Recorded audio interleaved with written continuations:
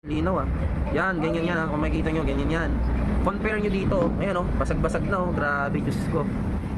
Kaya may mga time na, ayun oh. May mga time na naninikit na siya dito mga boss. Ang hirap ng banatin, ang hirap ng hugutin. Kaya akala nyo, nag-stock up na no. So yun yun.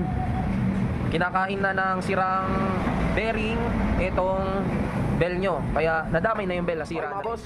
Yun, puro M3 na naman tayo ngayon. Nagkasabay-sabay. Kanina may M3 din. Alright, yun o, puro M3.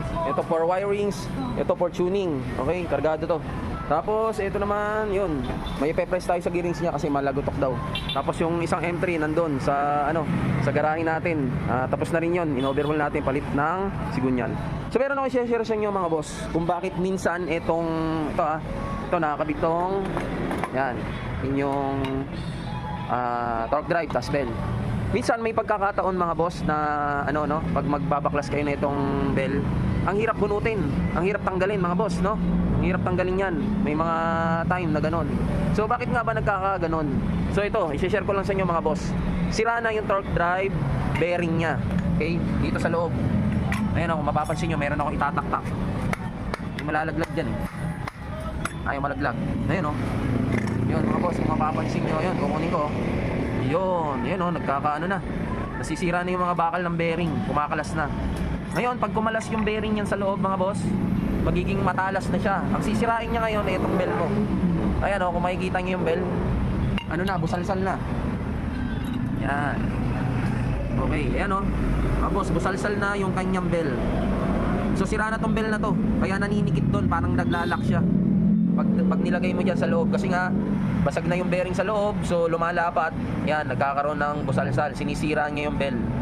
Kasi mga boss, ang normal na ito, meron tayo dito stock, yan. Ang normal niyan, ito mga boss, yan o. Kita nyo, wala man lang kaano-ano, diba? Walang kasira-sira, punasan natin.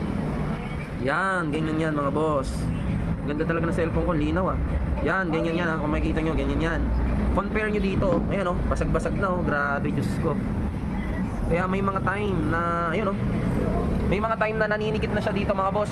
Ang hirap ng banatin, ang hirap ng hugutin. Kaya akala nyo, nag-stock up na no. So yun yun.